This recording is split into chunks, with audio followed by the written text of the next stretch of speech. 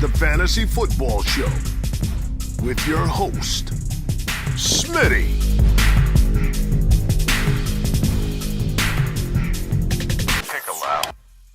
What is going on, good people? You are joined by the man Bear Down Cuz himself tonight.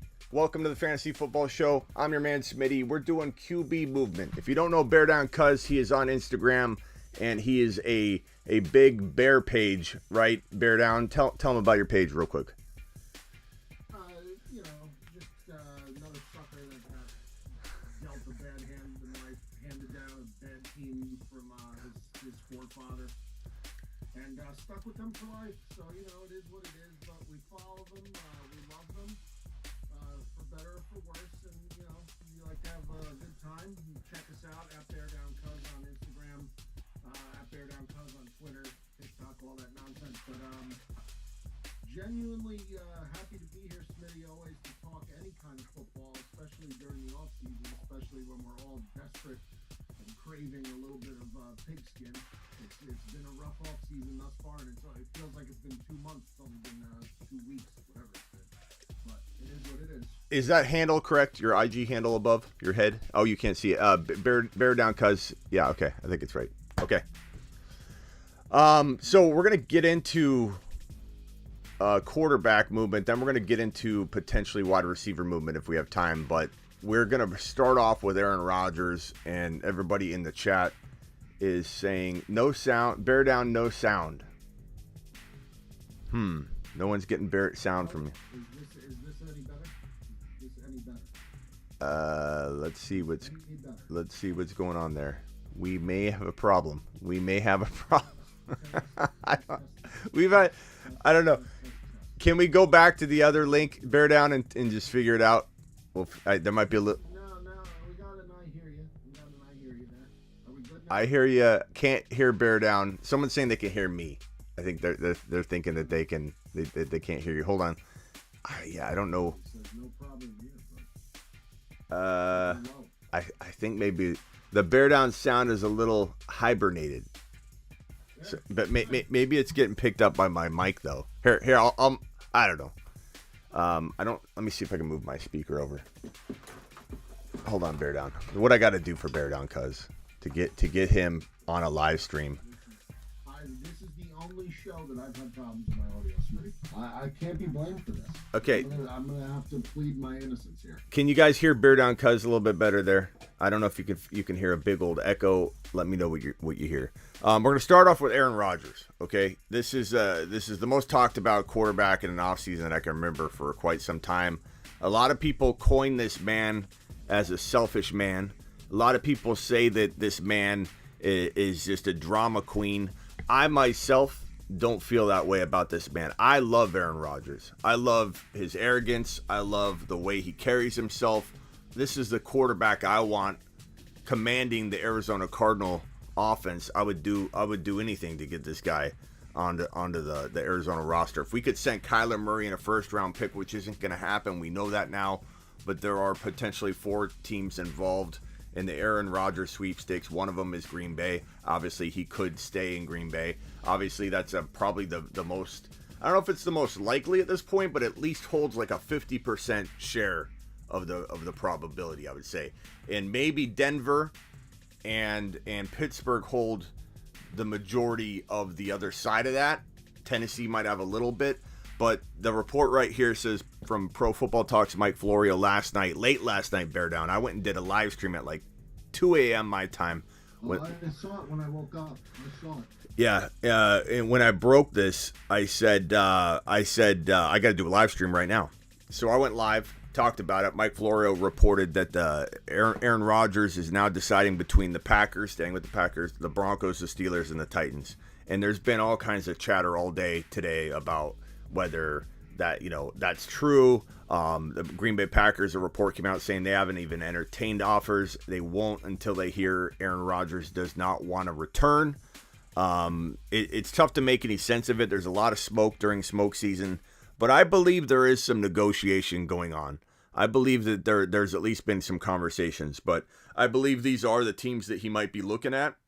What's your take on this? And do you think that a lot of these reports are false and that he's like just going back to Green Bay. I think he's going to end up back in Green Bay. I do. I think that, again, I understand people label him as a drama queen and all that. And I'm one of those people. And this has nothing to do with his quarterback play. I think he is one of the greatest quarterbacks I've ever witnessed play the position.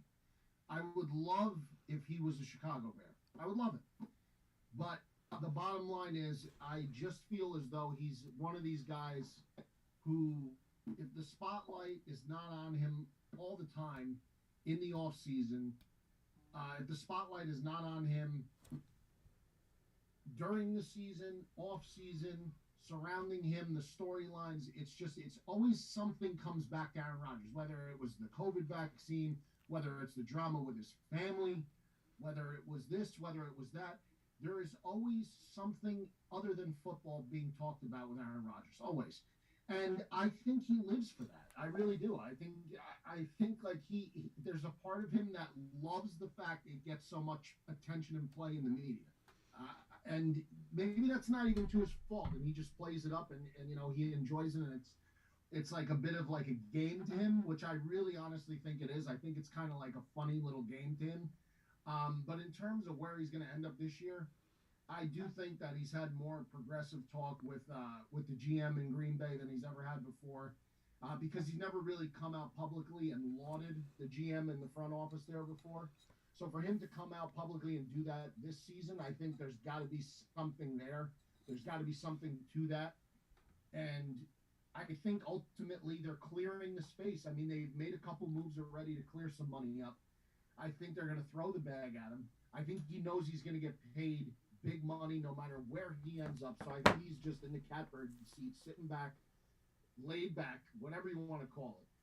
And he's just waiting. He's just biding his time. But ultimately, I think he does come back to Green Bay. I think it's the cleanest move, the easiest move. And again, I think they're going to pay him handsomely, and I think they're on their way to clearing the money that they need to in order to pay him. So that's where I think he ends up, Smitty. I don't think could he get traded to an AFC team? I guess he could.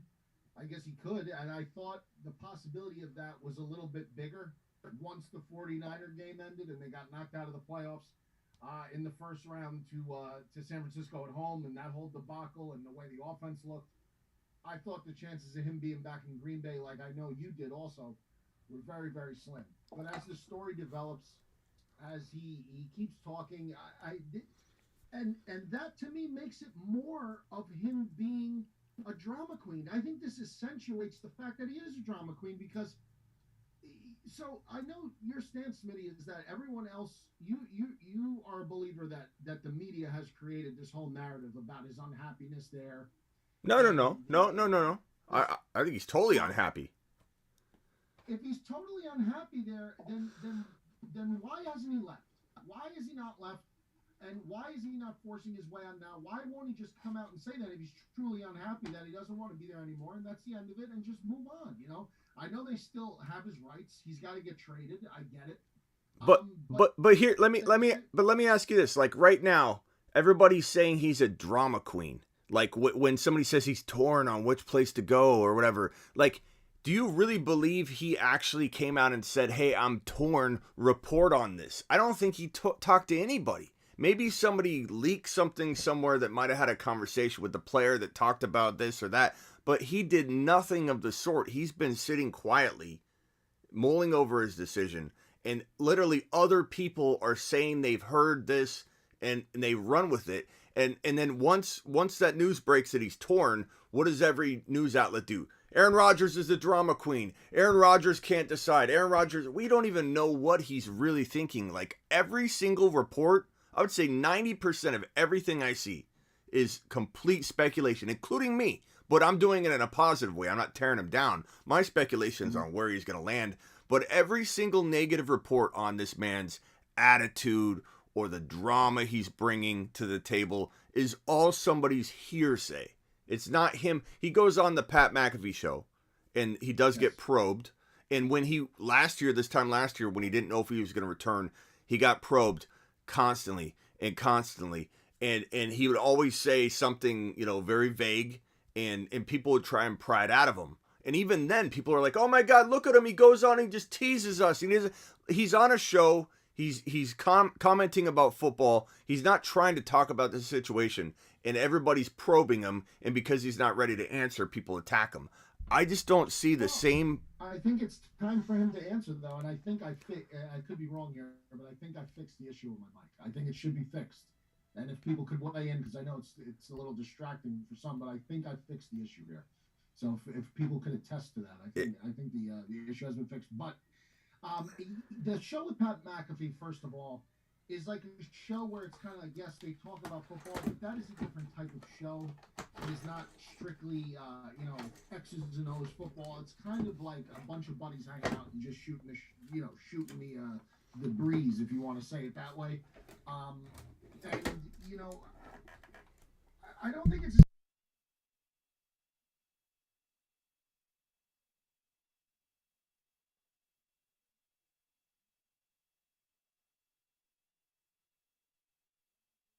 like he could care less what the fans think. It seems like he really is like a guy who just kind of knows how good he is, knows full well how good he is. You got to, right, Smitty? I mean, he knows how great he is, and don't tell me he doesn't think he is the cat's pajamas. But that's what you want. That's what you want. And for people that don't know, the other night I got you a little rattled because I said that Fields was a little bit arrogant, and it reminded me of Aaron Rodgers, and you took great offense to that. It even interrupted me in the middle of my praise. I'm going to interrupt you again. I think it's a preposterous comparison. How is he arrogant? I just would like to know. You don't even let me finish my sentence. He's arrogant in a very positive way.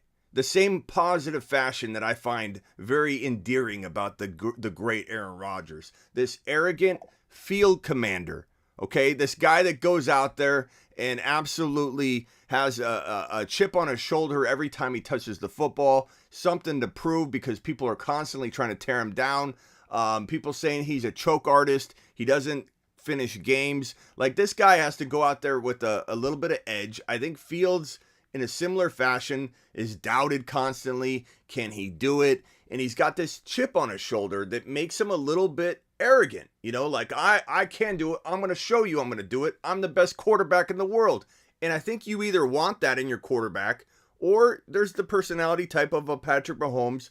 I think Trey Lance fits more into that bucket, but it's like one or the other. And I think, sometimes that calm, cool, collected kid like Trey Lance or Pat Mahomes, that works. But I love when my quarterback is arrogant, thinks he's the best player on the field at any given time. I want my quarterback, and Aaron Rodgers is so arrogant in a good way, in my opinion, that this guy doesn't care about what division he goes into. This crap people shovel out all the time where they say, "Hey, Smitty, why would he leave Green Bay? It's such an easy path to back to the playoffs. Why would he want to go play with all the young quarterbacks in the AFC, especially play with Patrick Mahomes?" Or he doesn't care about that. If I'm in the NFL, or if I'm playing sports in general, if I'm playing intramural sports, bear down, cuz, wherever I'm playing, I want to play the best. I don't want a team that's injured. I don't want to play some bad quarterback. I want to play the best quarterback opposing me that I possibly can find. And I think Aaron Rodgers is such a competitor. The last thing in the world this guy's doing is saying, what's the easiest path to the... people should be ashamed of themselves that talk like that. Bear down. Is how I feel. To suggest that a quarterback like Aaron Rodgers wants to find the easiest path to get to a Super Bowl. I never said I know you that. didn't. I never said that. However, I think our fundamental difference lies in the word itself, arrogant. I think that cockiness is perhaps the word that better describes some of these quarterbacks. Arrogance to me is arrogance and cockiness are two different things to me. Cockiness, and again, Jimmy Johnson always used to say it, the old Cowboys head coach, slight cockiness and confidence is the mark of a champion. And I agree with that, because cockiness I kind of equate more to swagger, and I equate more to that, that Joe Cool type of mentality. Arrogance is when it's like, God be damned to everyone else other than me. I need it my way. I want it my way. I want it done this way. This is the way it has to happen. And I think now you're pulling up the Merriam-Webster's dictionary. Go ahead. Read it. Go ahead. Read it for me. Cocky. Definition of cocky. Self-assertive. Read the Arrogant. I don't equate the two. I guess. Okay. All right. Okay. A little bit. Okay. You went to the thesaurus.com. Okay. Part of Fields and what he brings to the table is a positive cockiness. We'll use cockiness, and I love that about A-Rod. So I was trying. The whole point was we're on Instagram. I was trying to compliment Fields.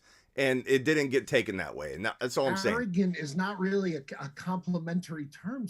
If it is when arrogant, I'd be like, that's a compliment? It is when you, I think it is when you're a quarterback and you do the things that Aaron Rodgers has done. I'm fine with him being arrogant. I'm fine with him feeling like he's the best in the business. I want him confident, overly confident. Confident, yes. Overconfident, okay. But arrogant, it's kind of like if you're arrogant, again, I feel like arrogant kind of tiptoes the line of like when you're arrogant, you kind of snub your nose at other people. And I feel like Aaron's comments on who the team drafted and who they should have got. And then when he comes back, they got to bring back Randall Cobb and they got to bring back Wait. What? You're trying to tell me that Aaron Rodgers' complaint about never being involved in personnel, this team literally never drafting they didn't draft a wide receiver, and all he wants is Randall Cobb, and you think that was the part that's like, this guy's asking for the world. He wanted Randall Cobb. That's all he could get. But he hated the Jordan Love pick. He's criticizing other people doing their job. Okay, fine. But I don't know. I don't recall a starting quarterback of his caliber in this day and age that's been as vocal, speaking to the actions of the front office as much as he has been in the past couple of years. I don't know of any. I can't think of any off the top of my head. Speaking of as critical publicly as he has been. Do you think? Okay, bear down. I'm sorry, but I feel like you woke. I like him. I feel like you woke up from a coma. And you haven't heard what's been going on the past few years. This man was sitting there watching television, okay? Watching the NFL draft, and they draft his replacement, who obviously didn't work out. It wasn't a replacement after all. Right. They didn't give him I'll tell you it was a horrible pick. No, I'm talking about the pick. I'm talking about the process. You don't even call your quarterback. You don't send him a text. You don't even send him an email. You don't let him know that you're drafting a quarterback when they drafted Jordan Love? So you don't think that was disrespectful to the nth degree? How? No, I don't. I really don't. How? Smitty, they owe Aaron Rodgers? Yes. All the money, really? Well, we're never going to fundamentally agree on that, Smitty. They owe Aaron Rodgers. This team that he's won a Super Bowl with, okay? He's won a Super Bowl there. This team that has paid him millions upon millions upon millions of dollars. The guy is an extremely wealthy man. He would not have nearly, he would have got drafted by somebody else, but let's say he wasn't employed in football. They made this man generationally wealthy, and they have to run every decision through. They got to send him a text message. If you're going to work, the CEOs got to text the frontline supervisor and let him know, hey, listen, I'm going to hire this guy over here, just so you know, because I guarantee you almost every other organization, 31 other teams would have said, hey, I think we owe Aaron Rodgers a text. I think we owe Aaron Rodgers a conversation. I think we should talk. If they were going to a conversation, maybe a conversation. Well, what's a text? Okay, but what's a text that much? Like, I think because you're making it seem like they have to run things through this guy. No. Make the decision, then have the conversation. No, but they should have warned him so he's not sitting on the couch and you and I learning about it the same exact time that Aaron Rodgers learns about that they drafted somebody they believe will replace him. And that puts a timer on things. I mean, he laughed. He's like, "You're not going to replace me with this kid," and he's you could say he's taken some big steps forward to like have a great relationship with Jordan Love, wish him well. I mean, he does. I feel like Aaron Rodgers gets a lot of flack for being this like callous person when he always is throwing gratefulness out, and people then attack him because he's grateful. Like, what's this post? He's teasing everybody. Like, this man can't go on his own social media account and just start thanking people. And out of all people, Bear Down, I should feel the most tricked because I went live for 10 straight hours before he announced what he announced in the Pat McAfee show, that there was no announcement after going off that grateful post. But I could have told you that. I could have told you don't do it. So I would have said, Smitty, don't do it. Don't do it because this is what. It's not what he wants. You know what? It's not what he wants. Everybody says it's what he wants. He does. It's not what he loves every second of it. I think he's literally going, you guys are hyper focused on me. And everybody says he needs to decide soon. He needs to decide before March 16, and he's making a very big decision. And so I don't blame him at all. There's nothing that's like impeding anything right now. Like, he needs to be worried about when the draft happens, when free agency opens up. The guy's being more than willing to work with the Packers by saying, I'll let you know before the season actually starts on March 16. I will let you know so that you can make the moves you want to make. I feel like I can't think of a single thing he's done wrong during this offseason, and everybody's saying he's doing everything wrong. That's the part I don't understand. The dude's literally, the only reason people like to rip on him is because they have these loyalties to these other teams. Like, I think in fantasy, where people aren't as attached to a single team, there's less animosity and less hatred toward Aaron Rodgers, or less desire to rip him apart and tear him down. But it's like, and no offense, but you are a Bears fan. You're a Bears fan. You have probably a little bit of something against Aaron Rodgers more than the average fan. See, and I don't though. I don't. Do I hate the Packers? Yeah, they're the Bears and the Packers are the oldest rivalry in the NFL. You're laughing, but I mean, I'm just telling you how it is. So the Bears and the Packers are the oldest rivalry in the NFL. So obviously, there's no love lost between the Bears and the Packers. There never will be. First of all, I'm an old school type of football fan. I don't like how friendly the guys are at the end of the game. I don't like how it's all hugging and kissing and all this. I liked it a lot better back in the day when I really thought, and I love players that hold the rivalries to the standard, because I think that's what makes sports great, is a part of sports, great rivalries, Red Sox, Yankees, Lakers, Celtics, Ohio State, Michigan, Bears, Packers, UNC, Duke. Those kind of rivalry games, like, yes, obviously I have a great distaste for the Packers. However, you will be hard-pressed to find somebody who will speak as highly of Aaron Rodgers, the football player. Okay.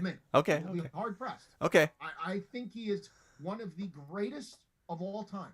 Now, do I think that there has been some very odd to-doings in the postseason?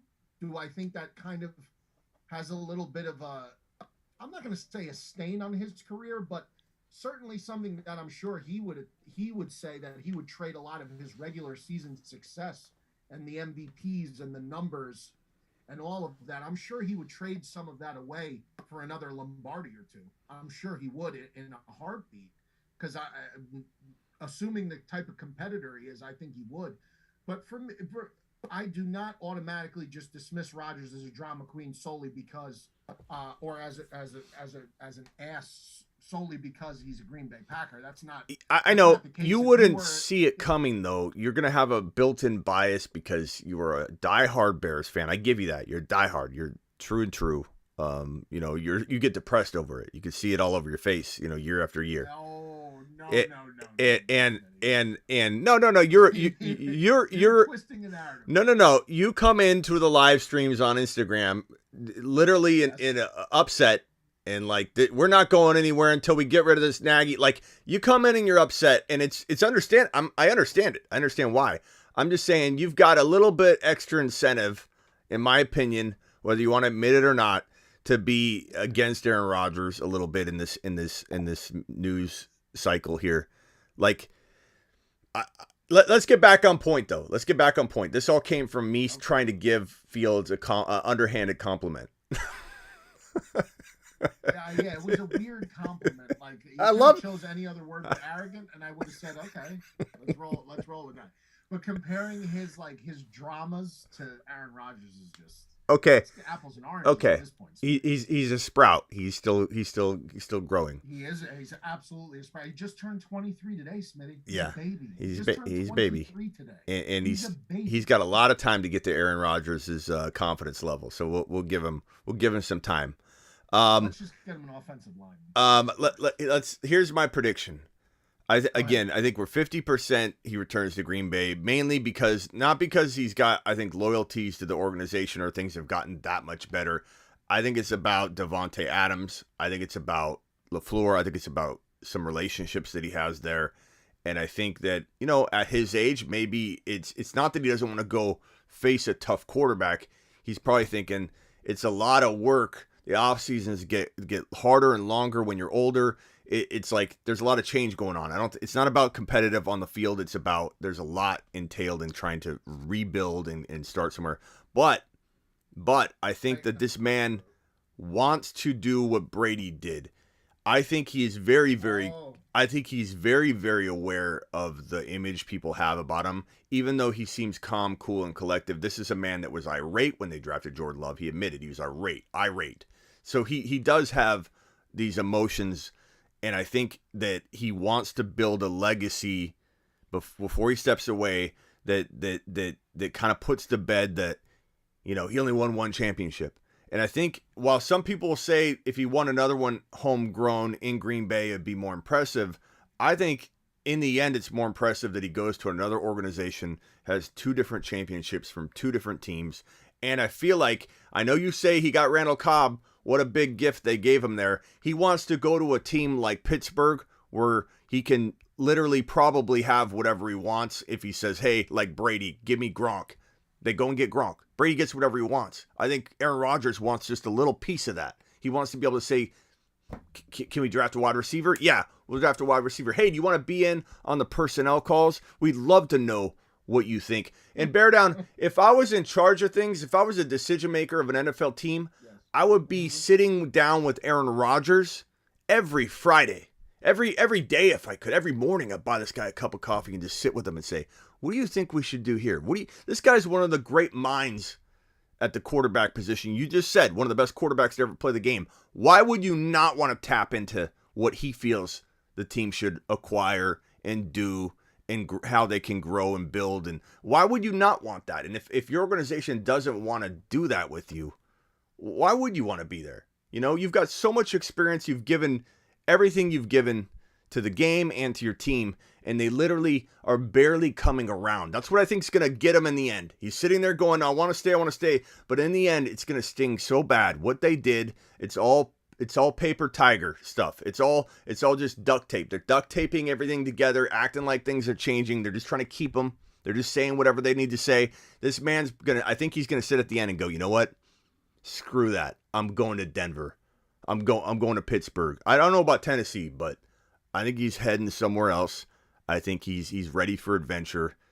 And I think he wants a change. Go ahead. Last comment. Ready for adventure? Yeah. Ready for adventure. What is ready for? A couple things. First thing, when you said in the beginning, how you said, going to a new team, when I said before that, when I said I think it's cleaner to stay in Green Bay, that's what I meant. Yeah. In the microcosm of everything I hear you. there. Not having to learn a new playbook, which won't take them long, but the off-season crap, the new relationship. So that's kind of what I meant being clean. Second thing, Brady, I don't think Brady got everything he wanted when he was in New England. When he went to Tampa, different story, but when he was in New England, I mean, yes, the 1 year, the Randy Moss little spurt there, obviously, they gave him a lot. But other than that, this guy won Super Bowls without major iconic names at wide receiver for him for a long time. I mean, he made guys look a lot better than I thought they were. And then, Aaron going to a Pittsburgh or Aaron going to a Denver, I mean, obviously, he's stepping into a situation where an offense is locked and ready to roll. I mean, if he goes to Pittsburgh, he'll have Deontay, he'll have Claypool, he'll have Najee. If he goes to Denver, he'll have Judy, he'll have Javante, he'll have Cortland Sutton. I mean, he's going to have a lot of weapons in either of those situations. And Tennessee too. Tennessee too. Even too. Yeah, I mean, if he goes to Tennessee, he's got Henry and Julio and AJ Brown, and there's no. Again, you said he's going to sit back. There's no rush. I agree with that completely. There's no rush for him. He knows two things are going to happen. One, he'll stay in Green Bay, and they'll probably win the NFC North again if he stays in Green Bay. Make the playoffs again, and he'll get another shot at it. If he leaves, he's going to go to one of those other teams, and he's going to be perfectly fine in one of those other teams. But the most important thing of all is that he knows no matter where he goes, this man is going to get paid uber bucks in 2022. Yeah. Uber dollars. And another thing, too, and I know the salary cap is kind of not a real thing. We all know that to some degree, but there are some limitations. You do run out of that wiggle room that is extremely big. Like, you're out of salary cap. Well, we can actually sign 4 more. Like, they could figure it out, but they're like 30-something million still over, bear down. They've got to franchise tag Adam, because if they don't franchise tag Adams, no way Aaron Rodgers would return. But if they franchise tag Adams and then try and pay Aaron Rodgers, a lot of the money they're freeing up right now, everybody says is to sign Aaron Rodgers, and people don't look at the numbers. And you see a lot of Packer pages out there that are delusional about this right now. They're like, "Hey, he's coming back. They restructured Aaron Jones. It's happening. It's happening." When that's a minute amount of money, there's still 30-something million. I don't know if it's 39 or if it's 30. They restructured Bakhtiari too, didn't they? I believe they restructured a lot of people, getting it down to 30 million over. I mean, they're trying. Yeah, they're trying to clear up the money. It's obvious. I mean, but listen, Ryan Pace did it with the Bears. He restructured Mack. He restructured Whitehair. He restructured Eddie Jackson. All you're doing when you restructure, allow me to tell you from a guy who lived through the king of restructuring contracts, Ryan Pace. All Ryan Pace did was kick the can down the road and make it more and more difficult on himself year after year after year. That catches up to you. It caught up, and now he's out of town, and now it's up to a new GM to clean up his mess. And that's why the Bears are in the pickle that they're in with not a lot of money either, because you could restructure all you want, and yeah, it looks well and good on paper, but all you're doing is kicking the can down. Sounds like our inflation problem that we're creating for ourselves here. This comment right here by James is pretty on point. It says A-Rod knows exactly what he wants to do. You don't go through a 12-day cleanse and not have clarity. James is right. He knows exactly what he wants. You don't go through everyone along for the ride. He's bringing everyone along for the ride, and Smitty is the number one passenger right now. He is bought. Look, as much as I love James, I do disagree with James's comment. I do think ultimately this man is still deciding. I think maybe he's come to like a 99% conclusion, but he's like, I don't want to press the button yet. Like, I don't want to, like any of us would be. Like, this is a big deal. And we don't know to the extent that the money he's going to get if he goes elsewhere. I mean, he might not even, you know what I mean? So there's a lot of moving parts. He may know the numbers. That's Green Bay's advantage. Here are the numbers. You don't really know if you're going to get those numbers over here if we say, okay, we'll start moving you. But I have to think that the Mike Florio report, this couldn't stem from nothing. This is kind of like, there's a lot of like, tangible things here. It's not like just a feeling. It's like they're Packers, Broncos, Steelers, Titans, that their deal's already potentially laid out for Aaron Rodgers if he doesn't end up returning. Then you got the other report today that came out even after this that said that they haven't entertained trade offers. They won't until Aaron Rodgers lets them know officially. Who knows what's going on? I don't know which one to believe. It has to hold some type of water, because these are the same teams that have been coming up over and over and over. Denver, Pittsburgh, Denver, Pittsburgh, Denver, Pittsburgh, Denver.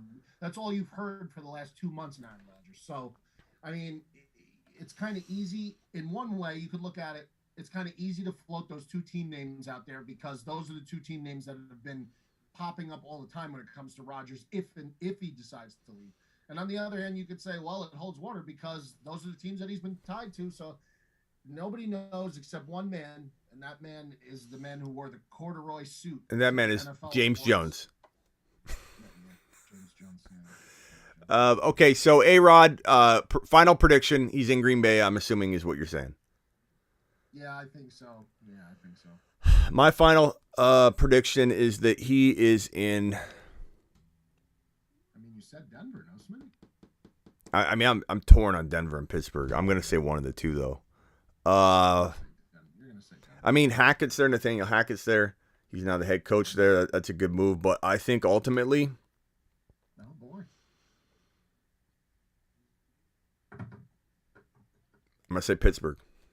Wow. I'm going to say Pittsburgh. Would make my friend Jersey Jerry very, very happy. Yeah, I'm going to say Pittsburgh Steelers fans ecstatic.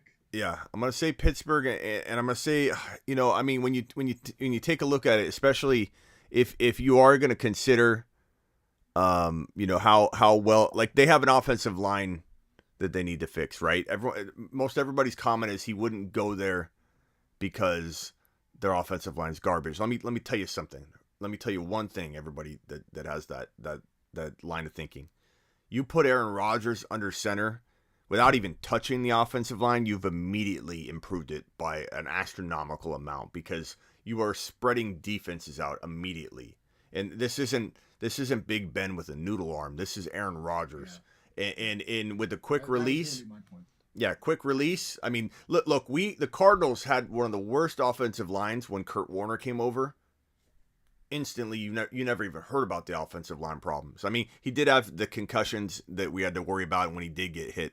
So it was kind of a concern that we didn't ever want this man to get hit because then he potentially could retire.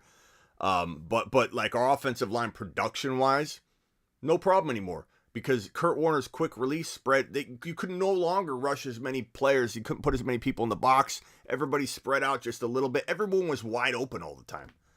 And I think that Aaron Rodgers coming in, even if you didn't improve the offensive line, which you will, it would instantly be better. Number two, they have an entire offseason, an NFL draft to work on the offensive line. They don't need to do anything else. I mean, there's a position or here or two you want to address, get depth, whatever. But literally, you could focus your entire time. Look what the KC Chiefs did in one offseason. You can rebuild a line. I don't think that. I think it's the most well put together team. I think Tennessee, you could probably say it's not as like crafty or sexy of a pick. Like I think, but they are pretty well put together. Like if you walked in there, it wouldn't be as exciting, but it would be. I think it would be. It would be pretty darn impressive. I do. I think it would be very exciting if you walked into Tennessee because I think you take one of the best run games in football. You take one of the best young wide receivers in football. Yeah. You take a defense to me that looked very much improved, and you take to me who he's not under the radar anymore. He won NFL Head Coach of the Year, which I predicted at the beginning of the season. Mike Vrabel is a hell of a football coach. I think the Tennessee Titans would be extremely entertaining. Yeah, that would be something to see. Yeah, not that they wouldn't be entertaining on the field. I just mean like as far as the pick, for some reason they don't. It's Pittsburgh. Everybody wants to be Pittsburgh or Denver. Pittsburgh, yeah. Pittsburgh, I meant more franchise. exciting of a tantalizing. Yeah, as far as on the field, maybe they're the most quietly most well put together situation. I suppose. I think Pittsburgh has the most ability to maybe it has a little bit more risk, but I think it has potentially more upside. But anyway. So I'm gonna say Pittsburgh, and we'll put the Aaron Rodgers conversation to bed. 39 minutes into the show, okay. Yeah, that was a long one. That happens here. Okay, so Kirk Cousins. Wants that type of attention. So yeah. I figured we give it to him. Kirk Cousins, guaranteed. I believe it's $35 million guaranteed, but he's getting paid $45. I believe are the numbers. I'm not positive. There's no way this man's getting. No way this man's getting cut or traded. People talk about Watson to Minnesota. Not happening. This contract, only Kyle Shanahan would take it on because he loves Kirk Cousins. That's it. And I don't think that's happening. That better not happen or I'll lose my mind. But this right here is a non-conversation in my opinion. There's nothing going on with Kirk Cousins. Do you agree with that, or do you think something could happen? Nothing going on with Kirk Cousins. Minnesota's stuck with Kirk Cousins. For better or for worse. I think it'll always be for worse. Kirk Cousins to me is a guy that Yes, he has a couple games where it's like, wow, but you know what? When you have Cook and Thielen and now one of the best young wide receivers in the NFL, one of the most prolific rookie and sophomore years in the history of the NFL, and Justin Jefferson, you know what? He should be. The Vikings should be better than they are. I understand they had their struggles defensively. I understand the coach wasn't good. Now they got a new coaching staff, but to me, Kirk Cousins, it all comes back to him, and he's just never a guy I'm ever going to worry about. I'm never going to worry about Kirk Cousins. I never am like, oh no, they're playing the Vikings. Kirk Cousins to me is not a guy who ever would strike fear into me as an opposing defense. Yeah. Now, some of the skill guys, yes, but Kirk Cousins, you get pressure on Kirk Cousins, you force him. He makes knucklehead decisions, and I'm just never a guy I'm ever like, oh man, like every time you play the Packers, you're like, shit, we got to play Aaron. Every time you play KC, if you got to play KC, you got to go against Mahomes. If you got to go against, any of these top tier quarterbacks, Kirk Cousins is nowhere near the tier of those guys intimidation wise. They're stuck with him though. He's not going anywhere. I got an anonymous dial in from a guest, and it says Smitty's dad, Smitty's pops. So we're gonna see what's up here. There he is, Mr. Ryan Hollins. I knew it was you. Hey. What's up, Ryan? Smitty, that was, from the. Did I give you a beat down in our fantasy league? That's where the name came from. Are you talking about the other league that I now annihilated you in one, and you may have beat me in the other? Yes, I had Christian McCaffrey, so I got beat pretty bad. You should have known he's injury prone, bro. Come on, I know. Smitty. I know. Hey, we just got through talking about Aaron Rodgers. For those that don't know, this is Ryan Hollins, former NBA center, and you're currently the one of the main announcers, or the main announcer for the Houston Rockets, right? And Thanks for keeping up, bro. You what? Thanks for keeping up, bro. Yeah. Can you tell a little bit about that so everybody knows where to find you, Ryan? Check me out at Ryan Hollins on Instagram, the Ryan Hollins on Twitter, official Ryan Hollins, which is new for me, on TikTok. And, Smitty, we had quite the summer, bro. I feel like we got each other through COVID, man. I feel like we talked 5 days a week, dude. So that was cool stuff. I'm kind of missing the Smithster, man. You've been doing a great job, though, during the season and, covering football, man. So I appreciate you, man. But good stuff here, brother. I appreciate you, man. And so we're talking about Aaron Rodgers. We just put a 39-minute conversation to bed. So at the risk of opening up another 30 minutes, tell us what you're thinking about A-Rod. The report broke by Pro Football Talk, NBC Sports, Mike Florio, late last night. And I went live at 2 a.m. as soon as I saw it. And it said that Aaron Rodgers is deciding between the Packers, the Broncos, the Steelers, and the Titans. And then another report broke today that said that the Packers aren't contemplating any trades until they find out from Aaron Rodgers. What's your take? What's your prediction in about 2 minutes or less? It's like a divorce. It's always going to get nasty. There's a lot of love there that can't be replaced between Aaron Rodgers and the Green Bay Packers. But Smitty, we knew this as soon as they went and drafted Jordan Love. And, from a Green Bay standpoint, it was probably the right move to do. But ultimately, at the end of the day, it rubbed Aaron Rodgers the wrong way and very likely propelled him to have the success that he's had the last 2 seasons, which I don't know if anyone had seen coming. And the reality is, Aaron Rodgers is looking over at Tom Brady, and he's saying, Tom Brady, you got out of New England, you went to the city in which you want to play with young talent and draft picks and everything, and you won a Super Bowl ring, and you showed your value. And the Green Bay Packers had not always gone out and built around Aaron Rodgers. We can go down the list, down the line with that. But Aaron Rodgers wants to be happy. Aaron Rodgers felt undervalued, and you challenged a competitor. And I think with a guy in the likes of Aaron Rodgers, with the talent that he has in his career, you want to see another Super Bowl ring to solidify his legacy.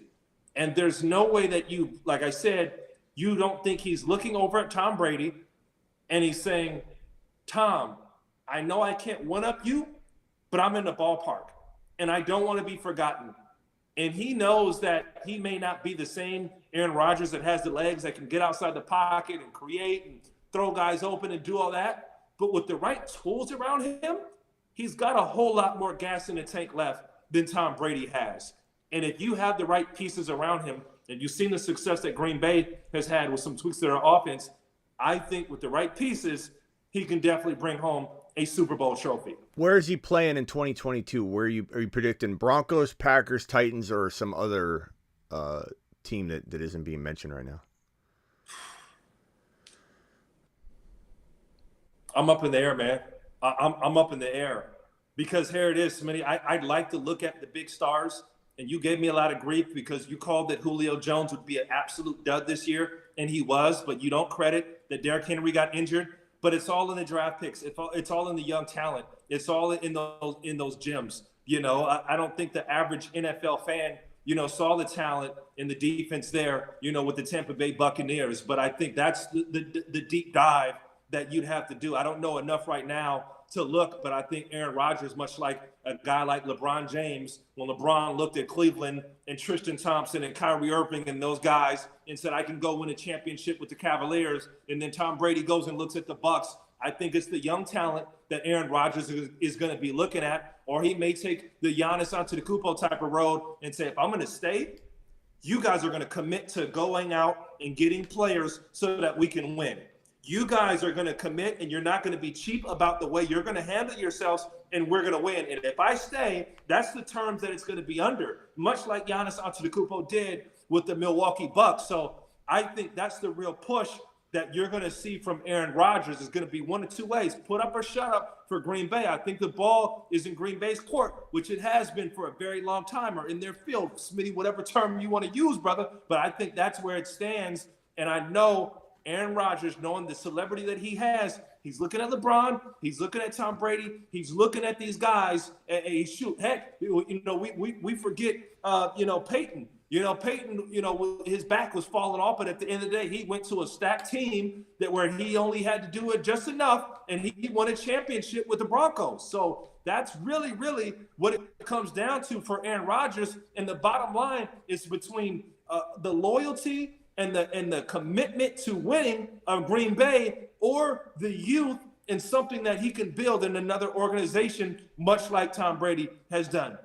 And I don't know if I didn't introduce you. I'm sorry. Bear Down Cuz. This is Ryan Hollins. Ryan Hollins. This is Bear Down Cuz. If you guys haven't met yet, Bear Down's a big Bears page on Instagram. He does a lot of Bears content. He's a good dude. Mikey. This is Ryan. Ryan, how you doing? Doing good, brother. Keep up the good work, bro. Keep up the good work, man. Appreciate it. Can you speak to this comment, Bear Down? Titans seem right. Didn't he just buy a house there? Didn't he buy land? I don't think it was a house. But how much do you think that is really like at play here? Do you think that that's a sign, or is that just a random? I don't know. Devontae just bought a $14 million house in Las Vegas, in like a private neighborhood in Las Vegas. Does that mean Devontae's going to the Raiders?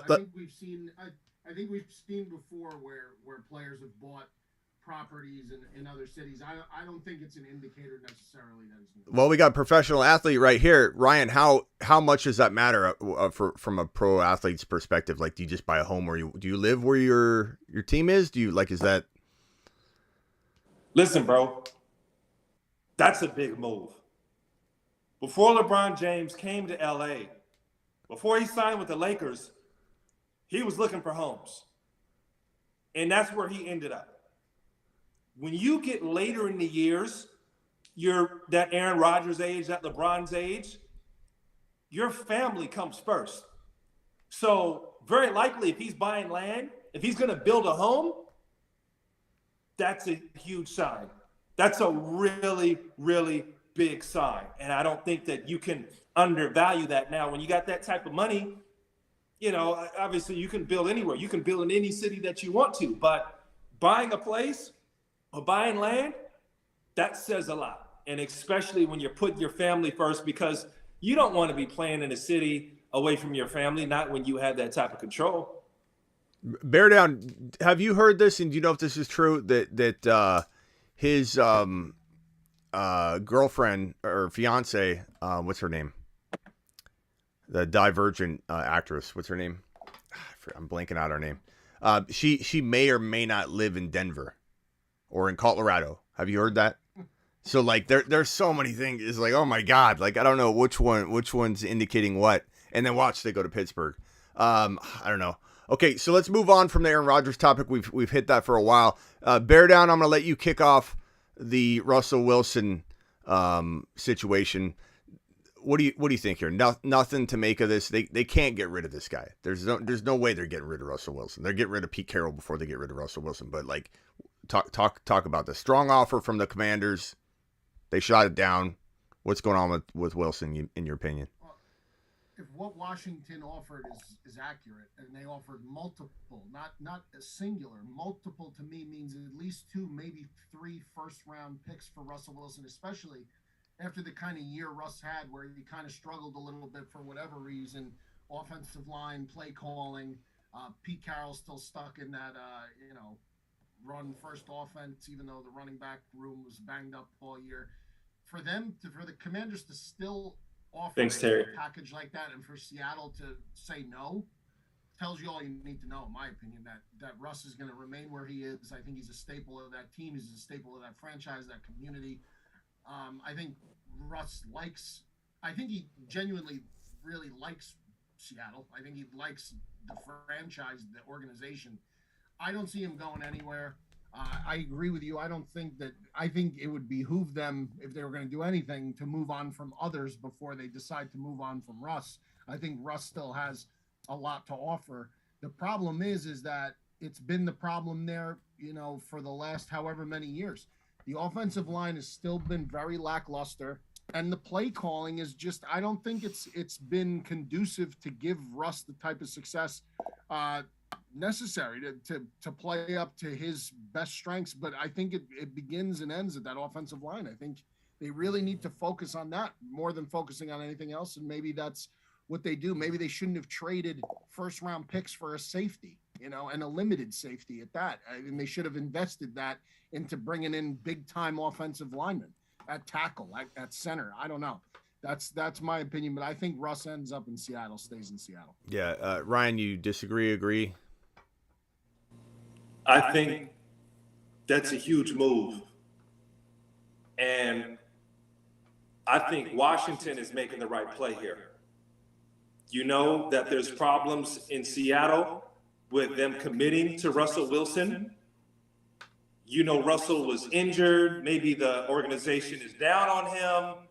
There's some frustrations there that we know are built up. I think it's an excellent play, as I like everything in me wants me to call them the Redskins. I kind of like Washington football team. I got to get used to the Commanders guys. But I think it's an excellent play as they rebrand their organization to get a talent like Russell Wilson. So it got shot down. So who they go after now?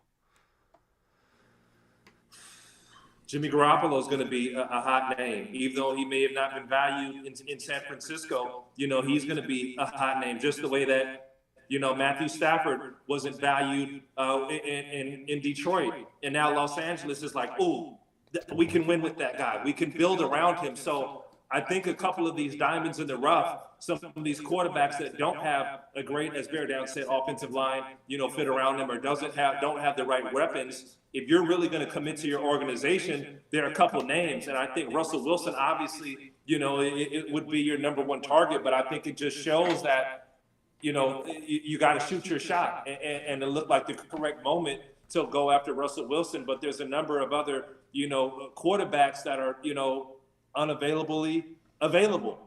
Yeah. Yeah. This name right here, I've done a lot of breakdowns and had attorneys on to talk about this situation, and so I do know quite a bit about it. Deshaun Watson has over 20 pending cases. They're all civil at this point, but there are 10 of them, 10 of the 20 that are being potentially probed or looked at as criminal cases. Like they're trying to see if they can discover enough evidence to turn them into criminal. The moment they go criminal, or I don't even know what the line is, like if it's being investigated or if an open case, like I don't know what the letter of the law is in the NFL rules and policies and regulations, like to be able to have Roger Goodell grab him and put him on the commissioner exempt list. Currently, as the exempt list is used, and this was arbitrated by the Players Association to make it to where you couldn't put a player on the commissioner exempt list for a civil matter. So it doesn't matter if there's 20, 150, whatever. He can't be put on the exempt list, but the Texans sat him anyway because they want to like destroy the man. and they sat him for $10 million. This year, if he sits the bench, they pay him $35 million. They can't sit him on the bench this year. It was crazy to think that they would do it last year for $10 million. This year they pay him $35 million to sit the bench, and they cannot put him on the exempt list unless these 10 cases end up moving toward the criminal side. Where is he playing? Because you got Mills, the up and coming youngster in Houston that looked pretty good last year. Is a team going to offer the Texans enough, or are they going to end up playing him? Bear down. I'll start with you, and I think your last answer was to the somewhere along the lines of you think that he actually may never play again, which isn't crazy to think about if the case escalates, but it does have to get to that point, and there's some deposition stuff I think breaking later this month. Why don't you attack that, and then I'll let Ryan respond. I think there's too many variables going on with Deshaun right now, and it's an absolute shame that it's come to this point with him. I'd like to give everybody, not just Deshaun Watson, I like to give every athlete the benefit of the doubt to begin with, in the beginning, because I do feel like a lot of these high profile, especially as high a profile as of an athlete as Deshaun was and is, if there's one allegation, two allegations, I like to give them the benefit of the doubt because I do feel that they are a target. They inherently are a target for people to try and money grab. However, the fact that it's so astronomically overwhelming, the amount of accusers at this point, I just feel as though I don't know what type of GM is going to roll the dice, because this is a potential career-ending move. If you roll the dice and sink your entire ship into Deshaun Watson, and then a month from now, in a situation that you know is being kept as tight-lipped as possible because now it's involved with the justice system potentially. So you're going to potentially risk a guy that may not be there for you a month from now. And to do that is committing career suicide if you're a GM. Now, maybe a GM that's desperate enough that maybe feel like they're on the hot seat already, maybe prone to make that move because they feel as though they have nothing to lose really, and they can make that move and they think, listen, this might be my last shot anyway, so why not go out with a bang more or less?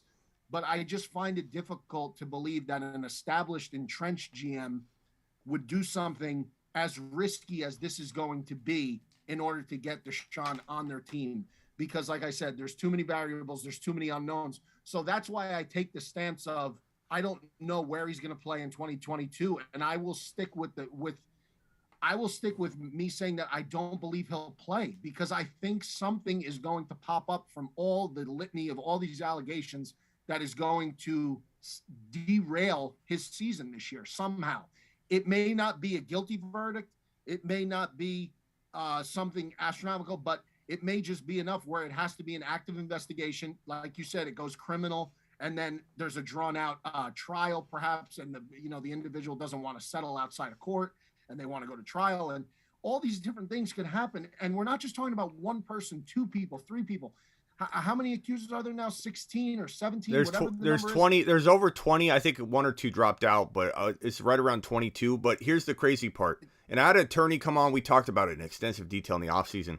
This isn't a class action. It's a consolidated case. When you consolidate it, it's more for speed. Like when you have a consolidated action, especially when you have like this one attorney kind of handling all of them, you roll through all this at once. Like here are all the affidavit, like you can go through it with a much more speed. But it's not a class action, meaning that they couldn't. You can only create a class action if you can corral everybody potentially that might have been affected into it, give them an opportunity to be a party to it. Right. And if they don't, they're out of luck. Even if 10 years down the road, somebody says, hey, this happened to me too, they would be unable to go after Deshaun Watson because it was a class action. This is a consolidation. So bear down, there's still risk that after this is all resolved, one person says, by the way, this happened to me too, and then we're back to square one. Ryan, that's my point. Bear down's comment was good.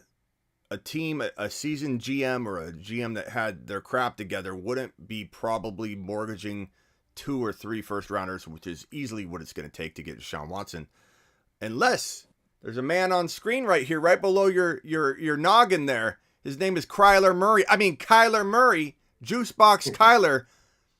What if we sent Kyler Murray? This is what Arizona Cardinal fans have been begging for over a year. This time last year, rumors rampant. The Cardinal fan base wanted it. We give up a first rounder and Kyler Murray for Deshaun Watson, and the Cardinals shot it down. Said that's a rumor by the fan base. We haven't been looking into that. That could be something to where you're risking either way you look at it. Kyler may not work out. Kyler's got a threat of potentially going to play baseball, and this kid is creating a very toxic environment for himself, self-made. Is that a possibility? What do you see happen with Deshaun Watson? Well, for one, I don't see Kyler Murray going anywhere. Unfortunately, this is the frustrating part with the NFL is that when it comes to negotiation time, it gets extremely ugly. And obviously, our whole summer and off season was spent talking about Aaron Rodgers, and Aaron Rodgers ended up being just fine there. I completely agree, Bear Down. There's 2 big factors there when it comes to Deshaun Watson. The first factor is you're going to have to see a desperate team that needs to win and is willing to take, the gamble, not just from the public backlash, but from a guy who may never step foot on the field. And these are variables in which you can't step into, and you're going to have to pay a lot of money to go forth and do your research. Second, I think we all have to look at, and Smitty, I've heard you talk about this, the immense value, of Deshaun Watson. You got arguably a top 5 talent in the NFL at the quarterback position that could absolutely change your organization. And when we talk about a boom or bust type of potential, Deshaun Watson gets to your organization, they have a functional offensive line, and you're going big. And I think every team's hope, and the Texans are understanding this, hey, you waive them, you walk away from the money, and then we get Deshaun Watson for cheap, and we have a team that can go out and compete for a Super Bowl. So I think there's a lot of things looming around Deshaun Watson. I don't know enough to speak about the situation. I wasn't in the room. I don't know, so I'm not going to speak about the allegations or what it is. And it's really just unfortunate because Deshaun is one of the rising stars. So, it's very intriguing to see. But like I said, you're going to have to see a very, very desperate situation in front office that's going to go after him. And obviously, ideally, you'd like to do it for cheap. And Bear Down, it. If you end up giving up a few first-round picks and making a big commitment to it, and then the guy doesn't play, that's going to be your job. That's something that you're going to be, you're going to be hearing about for a very, very long time. What team smells desperate enough to maybe do it if it was going to happen? You mentioned it. Washington, could be one of those teams. I don't believe in Arizona. I think they're going to end up with Kyler. That's just the dance that we see, unfortunately, around star players. I don't think it gets any better there. I think, you got to look at a desperate team. Bengals may have been on that short list a while ago, but they hit it home with Joe Burrow. Smitty, I'm not sure what the draft is looking like, so we're going to have to assume, a team that's out of those top picks, quietly in the middle round, to where they don't feel like they can get a game changer or potential at that position, or a team that has to step up and win now. You mentioned the Chicago Bears. So, there's teams that are frustrated. Hey, who knows? Maybe the Steelers may be in a mix. And Mike Tomlin, obviously, I don't think there would be a question with Deshaun Watson, the football player. It's just, off the field, what's going on there. Or, hey, a team that will take guys that are, I don't want to say rough around the edges, but may have some baggage and be willing to take a chance. But the problem is with Deshaun, this is a big type of investment, because the Texans haven't move forward for him. And they know the talent he is. And they know that as soon as things got ugly, probably every single team in the league was calling and ringing their phones. They're going, hold on, we got something here with Deshaun. We cannot just, break ties. And, Smitty, it would be ironic if Deshaun goes and he joins up with his boy Hopkins over there. That would be kind of crazy to see. Amazing. There's a bit of a swap. I mean, do you think the Texans would accept Kyler Murray in a first rounder? Do you think they would accept? Yeah. Yes. Yeah, because Kyler is, he fits that same bill. So let me ask you this question. Do you think the Cardinals are a top 6 team in the NFL with Watson losing only Kyler and a first rounder like the 23rd overall pick this year? Do you think we're a top 6 team? Bear Down, you know this. It's such a crapshoot. A guy sits out a whole year from football. You're going to have to watch him work out. You're going to see his work ethic. You're going to, hey, mentally where he is. Does he still have a chip on his shoulder? What is he feeling? We've done this dance with a couple of athletes, and sometimes in the NFL, they come out on top, and sometimes they're never, quite the same. So it is so hard to project, what's going on. And I'll speak to some of my NFL sources behind the scenes that are close to Deshaun and kind of see how they're feeling with him and what his personality is like and his morale. Man, there's a cloud that walks over this guy that I feel sorry for him. Like I said, I don't know the situation at all, but that is just tough to have that over your head. I guess the reason I ask, and bear down, what would be your answer, is that it's so weird how trades are so not very common, especially quarterback trades in the NFL. They're more common because of the Tom Brady movement. Like that created something you've never seen before. Now quarterback Stafford leaves, wins a championship. Brady left, won a championship. So it's probably pretty intriguing for coaches more than it used to be. But it's like you could ask those questions. Would the Texans accept it? And you just said, yeah, and I agree. A first rounder and Kyler, you get a youthful young kid that you can try and fix. And you're losing Deshaun, but you got Kyler and you got the first rounder. And then if you're Kingsbury, you have a team that I think most anybody would say you are going to have a top, let's say top 6, 7, 8 team in the NFL. And why would you not do it then? Why do these coaches not make moves like that? Like, why not make a splash like that? When you're clearly, this is not going to work. I'm telling you right now, I'm in Arizona. I'm telling you right now, this is not going to work out well for the Cardinals. The Kyler Murray situation. He's going to be playing with such a cloud over his head, and it's going to be negativity, toxic, booing. He's not going to play well. He's not in a good place mentally to get through a season successfully. We are literally going to waste an opportunity that's right in front of us where we could offer a first rounder and Kyler get Deshaun Watson and win. The Cardinals scenario is a little different than other team scenarios. Kyler in a first rounder is more appealing than just saying, I'm going to give you 3 first-round picks, because 3 first-round picks, and I talked about this preseason last year when we didn't know about the Deshaun situation yet, and people were talking Russell Wilson, Deshaun Watson were the 2 guys that were like the hot item. Can they get traded before the draft? Last year I was talking about it, and I said both of them are going to remain exactly where they are. They're not going to get traded. And the reason I feel that way is because just because you're trading me 3 first-round picks does not mean that any of those picks are going to hit as well as a quarterback such as a Russell Wilson or a Deshaun Watson. Those picks are lottery picks. That's exactly what they are. Yes, there have been slam dunk prospects in the history of the NFL draft. We know that. Guys that are surefire, almost surefire, Hall of Fame type guys, they don't come around every single draft class. Like this draft class that you're about to watch, this quarterback class in particular is a weak quarterback class, so to speak. Now, somebody could change that and rewrite that whole narrative in history. That's fine.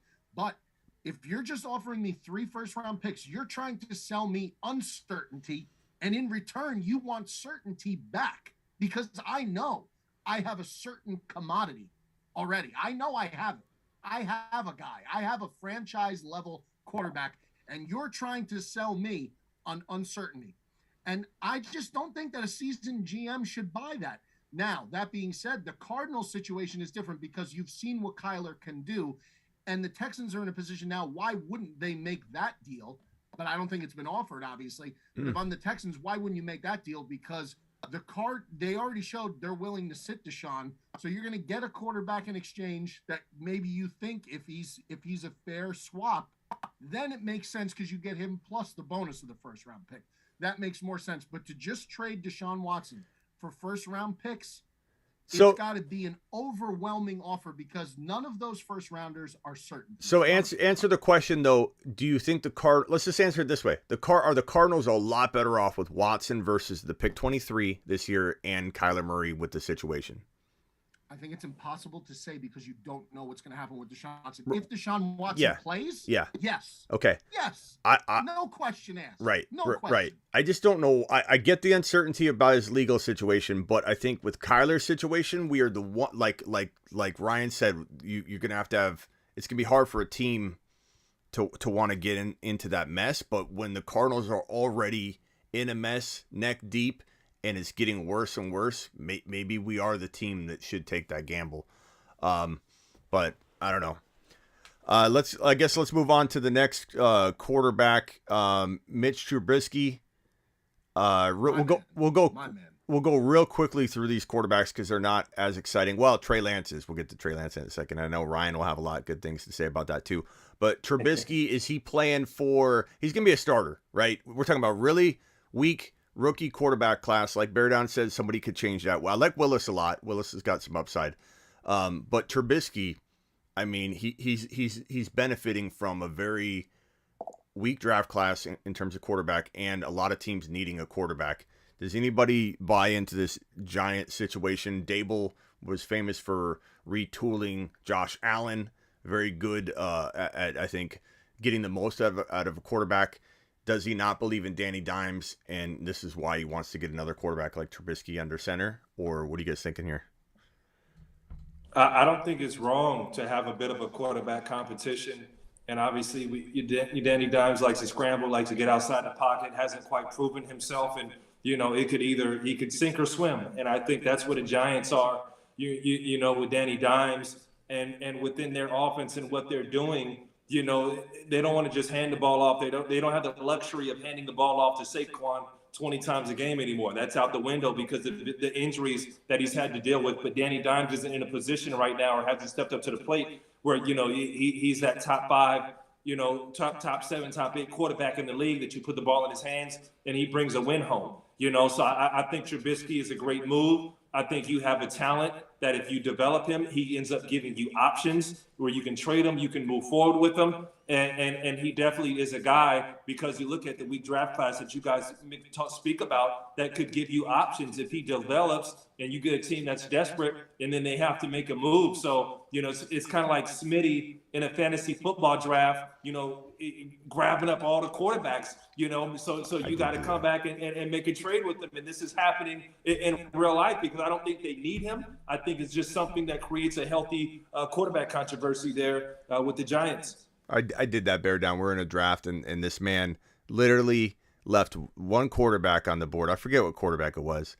And he just kept leaving him there. And everybody else had their quarterback. And I'm like, Ryan, I'm going to scoop him up eventually. And we got to like the 12th round or something, or what was it, 11th or 12th round, something like that. And I was like, Bear Down. It was the 6th round when this dude took a quarterback. No. I'm like, Smitty, that's what we're on, bro. It was like 6th round, bro. No, and I'm like, yo, really? No. And then he's bragging in the chat about, this guy has look at what I do, You and I cannot question this man when it comes to his fantasy prowess. We cannot. You can't argue with the mad scientist that is. He got hot. He got hot late. Smitty got hot. Like, he was trash, and then he just got hot out of nowhere. And we're like, dang, we can't even talk bad about Smitty anymore. It was I think it was the Christian McCaffrey. Look, Christian McCaffrey, he's so hard to trust. I don't know if I'd take him at 12, 13 turn this year. I don't even know if I'd draft him at all. Definitely want to avoid him. Bear Down real quickly, like 30 seconds on Trubisky. Mitch Trubisky, great person, great guy.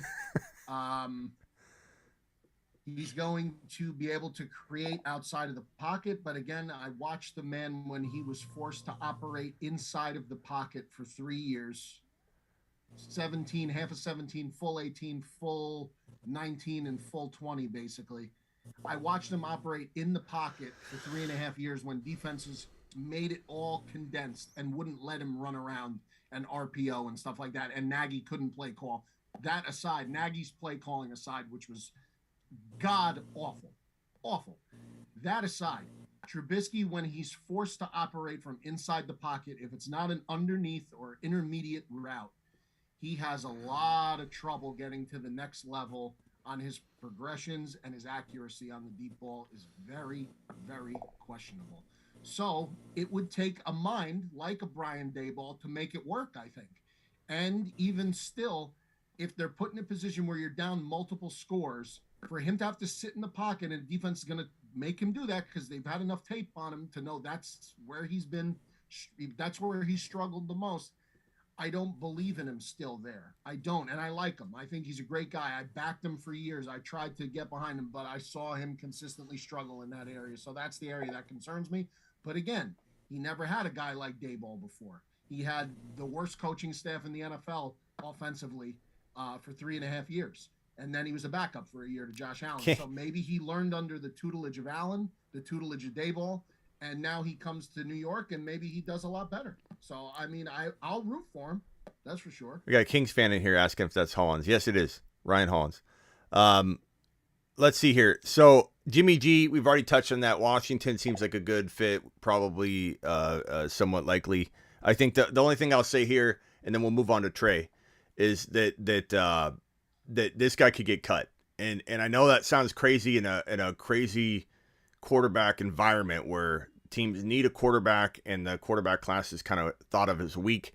But Jimmy G commands $27 million. He's going through shoulder surgery, which was awful timing to wait this long.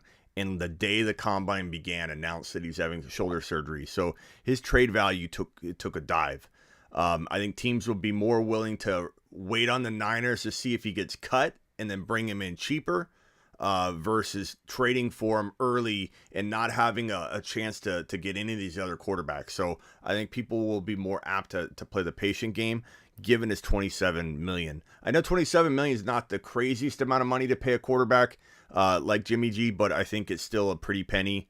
I do think that Washington would be the most likely candidate as of right now.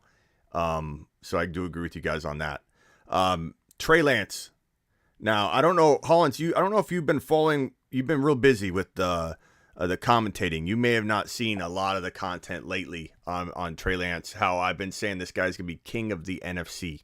King of the NFC walking into a sophomore season, which isn't that ridiculous when you consider Justin Herbert's sophomore year was this past year. Joe Burrow just played and finished his sophomore year. Those guys look phenomenal. I know Trey Lance is a little bit behind in terms of the amount of games he's played versus those guys, but you compensate that with the fact that he walks into the best offensive situation you could probably even imagine for any sophomore, any rookie. Like, he's got weapons beyond what, like above weapons. Like, this guy has probably the best offense in the NFL, or at least a top 3 offense.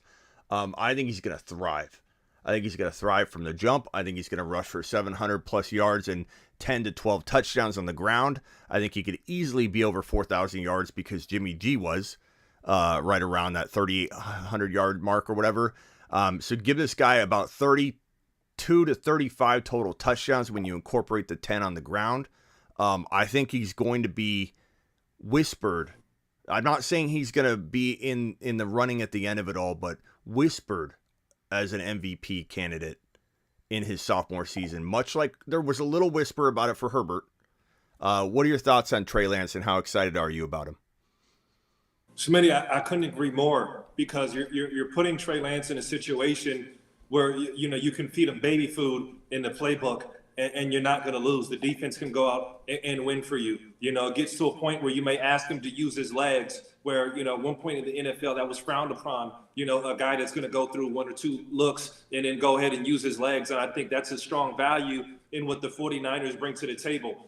This is a team that can go out and win it. And you guys understand it at a high level. I'm a 49er nation here. It is the ultimate reality, special teams. You can win it with defense. You can hustle. You can grind out games. And if you think about that final drive where the 49ers just were this close to getting back to the Super Bowl, you're going, man, the Rams just knew, send the house, make Jimmy have to use his legs. He's not as mobile as he once was. And if you had Trey Lance and some simple reads, the respect would have had to have been there in the pocket. And you talk about the creativity offensively from Shanahan. So I couldn't agree more, Smitty. This is a slam dunk. But, you're going to look for a build where this is going to be a very simple playbook. He's not going to be asked to do much. And in all reality, Jimmy Garoppolo wasn't asked to do much. And then he stepped up in some big moments and had big plays. But just, his lack of mobility is the knock that pushed you over the edge. And, I don't think it's quite, Alex Smith and Kaepernick. But I kind of get those vibes from what the San Francisco 49ers are doing here again. Yeah, bear down. Go ahead and drop a little negativity on my boy Trey Lance. Just knock me down to size a little bit. I'm not gonna knock you down to size. I just won't anoint. It's in my nature not to anoint anyone a king before they actually take the throne. Play a couple games as the starter of the team. I want to see that. I certainly will not argue that Trey Lance is not stepping into the greatest situation possible for a sophomore quarterback, essentially playing, a rookie season because he didn't get nearly enough playing time his first year because of the success Garoppolo and the team had in general.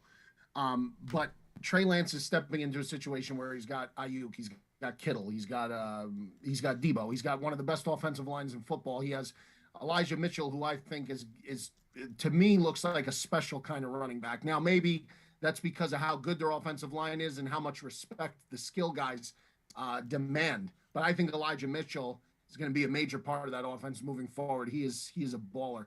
So, yes, Lance is stepping into a situation that, like Ryan said, they could feed him baby food and they'll still get great results from it because of the surrounding and supporting cast that he has. And then you flip it to the defense, and they're going to provide him with very good field position more often than not. So, again, a tough division still, I think. I still think the West is going to be tough next year. But I expect Lance to have a good season. I think he will have a good season. I think he'll be successful.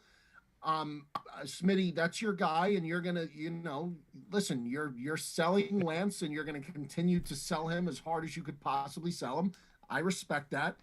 And some say I'm his agent. Fantasy wise, he could be, lights out, because if he starts running the ball a little bit too, I mean, that's going to add a whole nother dimension of fantasy aspect to it. But yeah, dual threat guy, can make all the throws. Ceiling is extremely high. We knew that coming out of North Dakota State. So yeah, I think Lance, listen, it's all there for him. It's all right in front of him. So it's all going to be on him. And if he's preparing the way he's supposed to be preparing, and if he can handle all the intricacies of the game and as quickly pick them up, that's going to be the key for him. How quickly can he adjust and he's smooth. He's smooth and pick up all the nuances. Smooth is the word. If he can do that and do it quickly, huh? He looks like Watson. He's smooth. Watson looked very smooth. How quick can he pick up the nuances? How quick can he pick up the reads and the little intricacies to the game? If he picks it up fast and he adjusts to everything, he'll have his bumps in the road. He's gonna have his mistakes. He's gonna have his bumps in the road. He's a new quarterback in the NFL. The speed of the game, he's gonna make mistakes. But it's how quickly is he gonna forget about it and move on to the next play, adjust to it. If he does it quickly, the San Francisco 49ers will be back where they were this season, making a deep run again into the playoffs. You know what's funny, Ryan? 1 second, Ryan. I was gonna say what's funny is people, and I'm not necessarily ripping on the way you set a bear down, but people do it to a bigger degree. They talk about as if this will be his first year that he didn't play. Yes, granted, he didn't play as much as we would have liked him to play, but he did play. And he looked great at times, and mostly in the beginning of the game, he looked a little shaky. He rebounded. Yep. He learned mid-game, and he actually was pretty darn impressive for a rookie. So I think when people say that, like, he's gonna have bumps in the road, he's a new quarter. Like, I get he had less starts than Burrow and Herbert, but he still had some important play. He still was involved in a team that went deep into the playoffs, went to an NFC Championship game, and I think this guy absorbed a lot more than people think, and I don't think he's going to have – like we spoke about the baby food, like right behind Cooper Kupp, we have the best wide receiver in the league. You have a guy in Debo that you're like, just get the football in his hands. And I think that's every quarterback's best friend. And he's the top 2 talent right behind Cooper Kupp. And I think you have to look at the 49ers, and that has to excite you. And obviously Kittle, the pacifier, always talk about baby food, the baby food's in the playbook, and, Kittle's that pacifier. So, you got to be excited for Trey, and that he's not going to do something. And Smitty, let me take your job here, man, because I don't know if I have an answer for this. What's next up for the Bucs, guys? Like, are they drafting quarterback? Like, what are they doing? They kind of went all in on Tom Brady, and he's retired, left the door open. Like, dude, what happens there? I got to get out of here in a little bit, but I want to hear from you guys. Yeah, so Bear Down, I'll let you hit this one. I brought up Tom Brady because this question right here from Michael says, watch Smitty lose his mind when Tom Brady goes to the 49ers and Trey rides the pine. How much of a possibility is this, Bear Down, that Tom Brady comes back? Arians did say, and I don't know how much Arians will really have to say about it in the end, but Arians said if Tom Brady comes back, he's playing for us. He's not getting traded or whatever. What are the odds that Tom Brady comes back in your mind, and is there a possibility he's playing in a Niner uniform? 0% chance he plays in a Niner uniform. Less than 5% chance he comes back. In my opinion, I just don't see. I don't see it happening. I just don't. I don't see him coming back this year. Maybe next year. Maybe next season. But I think this year is going to be a year off for Tom. I really do. And maybe he then comes back after he takes. I think it's going to take a full season for him to be out of the mix, to get his appetite, wet again. I think he still is the ultimate competitor. He's the ultimate competitor. I think he wants to play still to some degree. But I think he'll sit it out, see what happens, and I think maybe that'll be the precipitous of him really like foaming at the mouth, if you will, to come back next season. And then what are the Bucs going to do, Ryan? I don't know. I mean, Arian said that he'd be comfortable with what's his name as the starting quarterback. I mean, what else could you say, really? You're going to say that the guys on your team, you want to try and build confidence right away because he's in a bad position. He's in a bad position to come in. The GOAT retires in front of you. Now everyone's going to be like, all the fan base is in a panic. Like, what are we going to – the coach has to back you up. So I don't know. I don't know if they could – again, not a good quarterback draft class, so I don't know where they're going to go. But in terms of Brady coming back this year, less than 5% chance. Less than 5%. Here's the draft order. Ryan, they'd have to trade up from the 27 pick is where they're at right now. I mean, a quarterback of the 4 or 5 could fall there, but, I think they would have to trade up. Like Malik Willis would be a fantastic move.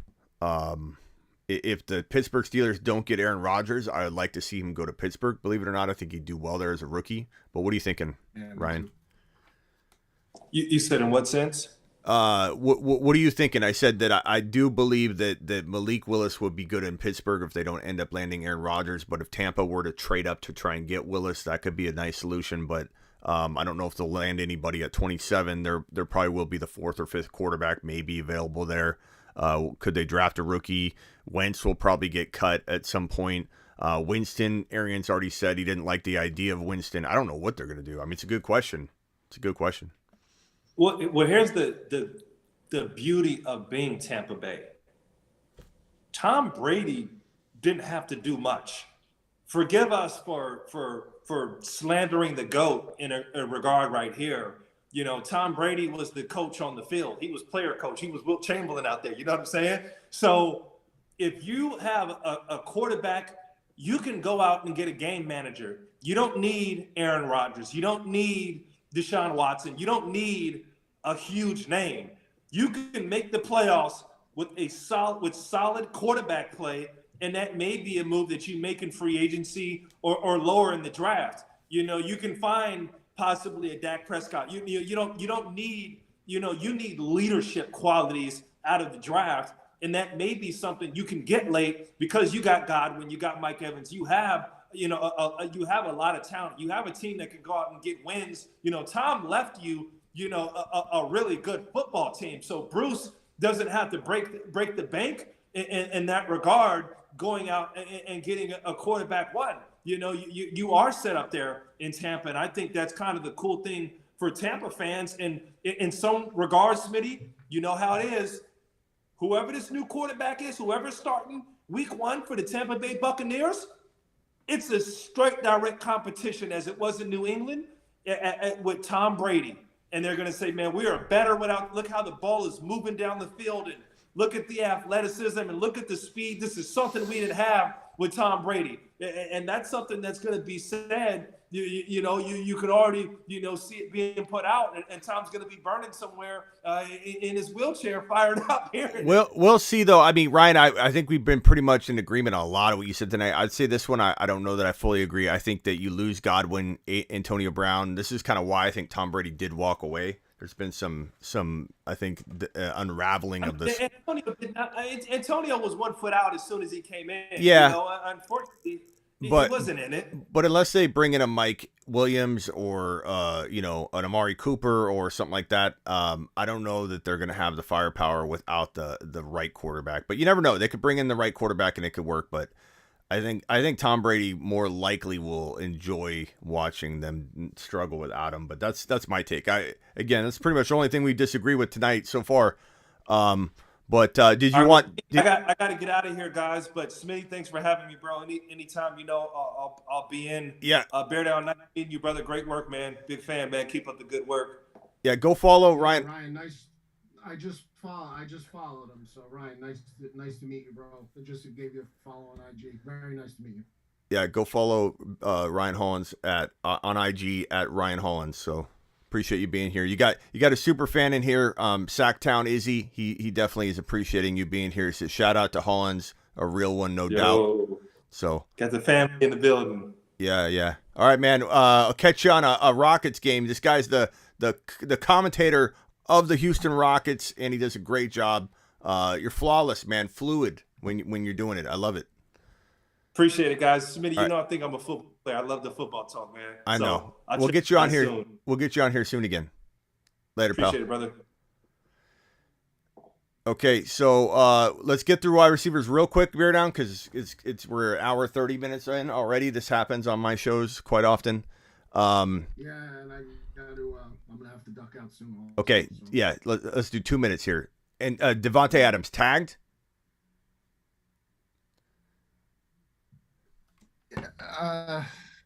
You think he might not get tagged? Devontae Adams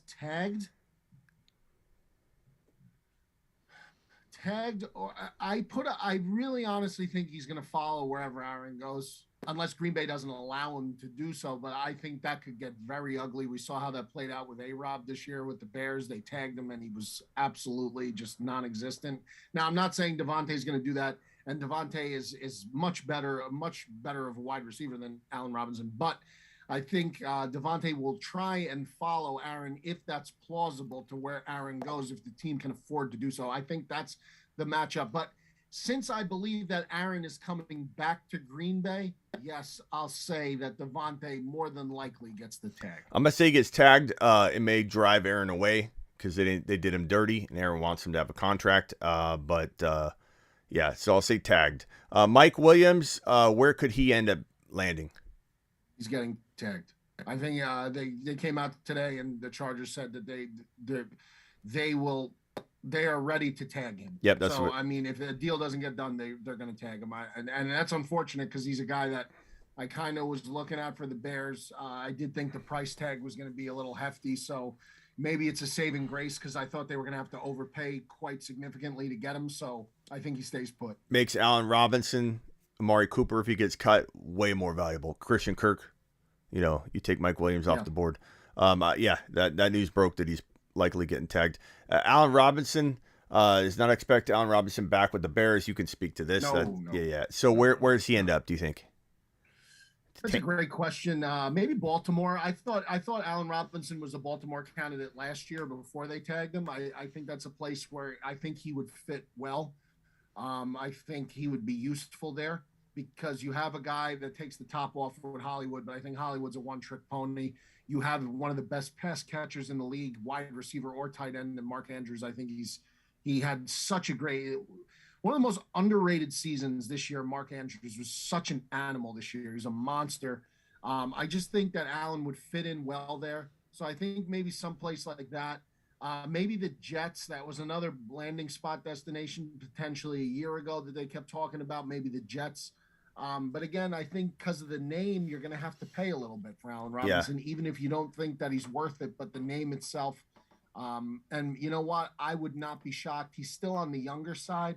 If he goes wherever he goes and he has a very productive year, I would not be surprised. I'd say Jets or Tampa Bay. I think Tampa Bay could want to bring him in to fill in Godwin's void. This guy looks like he's getting a contract extension or re-signing a new contract because this man right here, Amari Cooper, is very, very likely almost a lock to either be released or traded. So we'll assume Gallup stays. Where's Amari Cooper playing in 2022? I'll say this. I'll say Chargers would be an awfully good spot. Yeah, a lot of Bears fans talking about they want Amari Cooper. Going to be too expensive probably. Again, it's going to be a money game for them. Money's tight. Unless you could get him on the cheap, which I don't know if that's going to happen.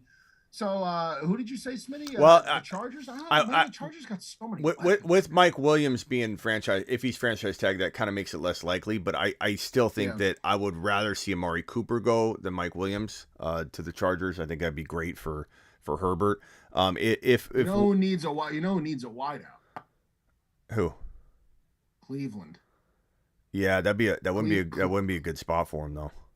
I mean, he's not. No, it wouldn't because I hate Baker Mayfield. I think Baker Mayfield is I don't like him at all. But I'm just saying Cleveland is in desperate because Jarvis is gone. I think Jarvis is gone. Jacksonville, Amari Cooper in Jacksonville because that could work. Yeah, because Trevor Lawrence needs a weapon.